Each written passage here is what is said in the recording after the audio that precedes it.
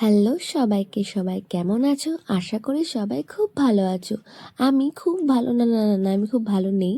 আমার ঠান্ডা লাগাটা এখনও ভালো হয়নি, তবে ভালো হয়ে যাবে। তো তোমাদের সঙ্গে শেয়ার করতে চলেছি আজকে আমার একদম সিম্পলভাবে রেডি করা চাউমিন।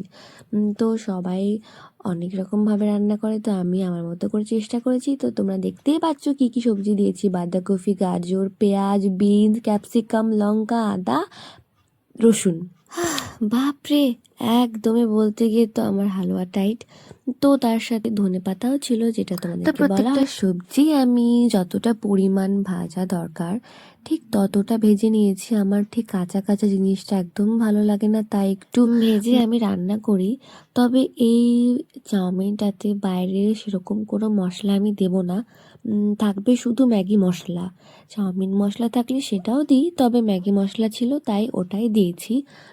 তো বাইরে সেরকম কোনো মশলা আমি দিই না, সয়া সস বা টমেটো সস আমি কিছুই দিই না, পুরোপুরি ঘরোয়াভাবে রান্না করি। যে যেমনভাবে চায় তেমনভাবে রান্না করতেই পারো, তবে আমার এভাবে বেশি ভালো লাগে, তাই আমি এভাবে রান্না করেই খাই। আর আমার তো খুব টেস্টি লাগে, আমার এখন দেখেও খেতে ইচ্ছে করছে। আমার এখনই মুখ দিয়ে জল চলে আসছে, মনে হচ্ছে চলো আবার রান্না করে খাওয়া যাবে। তো আজকের ভিডিওটা এই পর্যন্ত। দেখা হবে তোমাদের সাথে আবার নতুন কোনো ভিডিওতে। টাটা সবাই।